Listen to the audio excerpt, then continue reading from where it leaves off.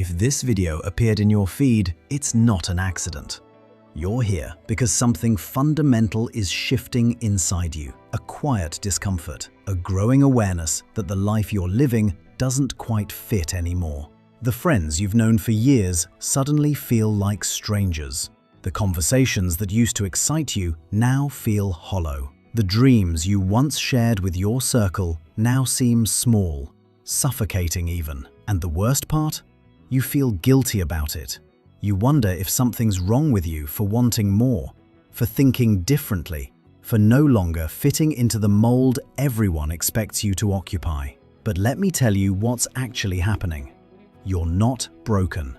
You're not ungrateful. You're not becoming arrogant or detached. You're undergoing what Carl Jung called the individuation process.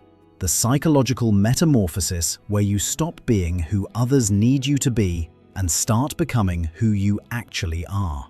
And yes, this process will cost you your circle, not because you're abandoning them, but because growth and comfort cannot coexist in the same space. Jung discovered through decades of clinical work that most people never individuate. They live their entire lives as a collection of borrowed beliefs, inherited values, and social expectations.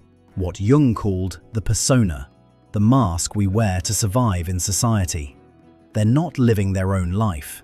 They're performing a role written by parents, culture, religion, peers. And they're surrounded by others doing the exact same thing, all unconsciously agreeing to never question the script. But you've started questioning it, and the moment you did, you began the loneliest and most necessary journey of your existence. Jung wrote that individuation is the process by which a person becomes a psychological individual, a separate, indivisible unity or whole. Notice the word, separate. You cannot become whole while remaining fused to the collective identity of your group. You cannot discover your true self while constantly seeking approval from people who only know your persona. This is why the Buddha left his palace, why Jesus went into the wilderness, why every spiritual tradition speaks of the necessary isolation that precedes enlightenment. Not because isolation is the goal, but because you cannot hear your own voice in a room full of people telling you who to be. Here's what's happening to you right now and why it feels so disorienting. You're experiencing what psychologists call identity foreclosure reversal. Most people achieve identity in their teens and 20s by adopting the ready-made package their environment provides. Your family's politics, your culture's religion, your peer group's values. And they never revisit it. It's comfortable, it's safe, it requires no internal conflict. But you've reopened the case. You're re-examining beliefs you accepted without question. You're testing values you inherited without consent. And every time you do this, you create distance between yourself and those who never questioned anything. They sense you pulling away, not physically, but psychologically. And they interpret it as betrayal, because in a way, it is. You're betraying the unspoken contract that everyone stays asleep together. Jung called this the collective unconscious, the shared pool of archetypes, myths, and patterns that every culture swims in. Your circle is still swimming in it, following the current, never asking where it leads. But you've started swimming against it, toward the shore of your own consciousness. And they can feel you leaving. The guilt you're experiencing is actually a sign you're on the right path. Jung observed that individuation always involves what he called moral suffering. The pain of disappointing others, of breaking inherited loyalties, of standing alone in your truth while others remain in comfortable lies. Your parents wanted you to be successful by their definition. Your friends wanted you to stay relatable, to not outgrow the shared limitations that kept everyone equal. Your partner wanted you to remain the person they fell in love with, not this evolving stranger who keeps reading philosophy at midnight and questioning everything. And you wanted to give them what they wanted because you're not cruel. But Jung's research showed something critical. The death of the false self always feels like betrayal to those who loved the mask. They didn't love you. They loved who you pretended to be. And now you're killing that pretense, which means you're killing their comfort. This is why Jesus said, "I have not come to bring peace, but a sword. For I have come to turn a man against his father, a daughter against her mother." He wasn't promoting family dysfunction. He was describing the inevitable cost of awakening. Truth divides. Growth separates. Individuation isolates, at least initially. Let me describe the 5 psychological stages you're moving through, so you understand this isn't random pain, it's structured transformation. Stage 1. The call. Something disrupts your unconscious comfort. A crisis, a book, a conversation, sometimes a video like this, and you can't unhear it. You've seen behind the curtain. Stage 2. The separation. You begin creating emotional and psychological distance from your circle. You stop sharing your real thoughts. You decline invitations.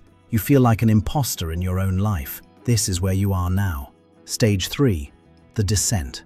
Jung called this the encounter with the shadow, facing the parts of yourself you've repressed to fit in, the ambitions you minimized, the anger you swallowed, the weirdness you hid. This stage is brutal because you're alone with all the parts of yourself your circle never allowed. Stage 4. The integration. You begin building a new self, not based on others' expectations, but on your genuine values, desires, and truth. You stop apologizing for your growth. Stage 5. The return. You re-enter the world, but as an individual, not a collective member. Some old relationships survive this transformation. Most don't, and you make peace with that. Here's the paradox Jung discovered. The people who love you most will often resist your growth the hardest. Not because they're evil, but because your evolution threatens their stagnation. If you can change, grow, question everything and build a new life, then they can too, but they don't want to. Change is terrifying. Staying the same is easier. So they'll do something psychologically insidious. They'll try to pull you back. They'll mock your new interests. They'll call you changed, as if it's an insult. They'll remind you of who you used to be, trying to lock you into that old identity. They'll accuse you of thinking you're better than them, when really, you've just stopped pretending you're less than yourself. Jung wrote about this as the collective's resistance to the individual. Groups survive by maintaining conformity. Your individuation is a threat to group cohesion. So the group, unconsciously, will try to destroy it, not through violence, but through guilt, shame, and social pressure. And here's the test. Will you sacrifice your soul to maintain their comfort? Most people do. They abort the individuation process, crawl back into the persona, and live quiet lives of desperate conformity. You've seen these people, middle-aged and filled with regret, bitterness, the sense that they betrayed themselves decades ago. Don't become them. You're probably wondering, does this mean I have to lose everyone?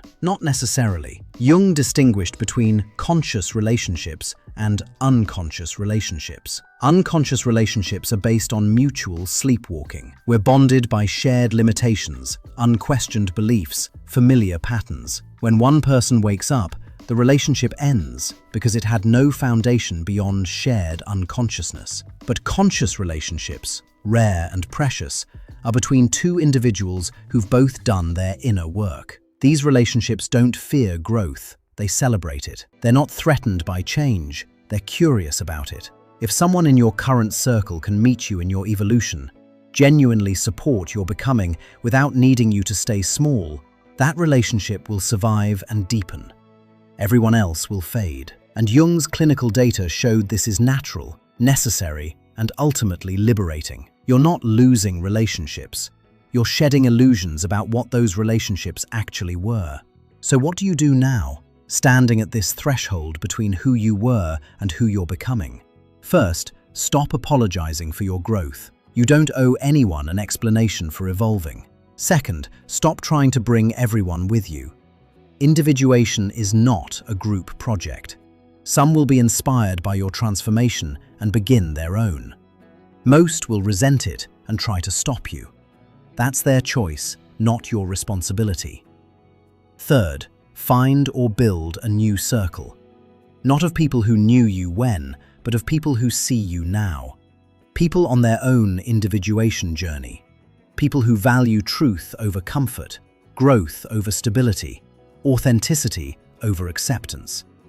These people exist, but you'll only find them once you've had the courage to leave the old circle. And finally, trust the process. Jung spent his entire career documenting this. Every person who completes individuation describes the same pattern. Initial isolation, profound loneliness, encounter with the deepest self, and then re-emergence as an individual capable of genuine love, real creativity, and authentic contribution.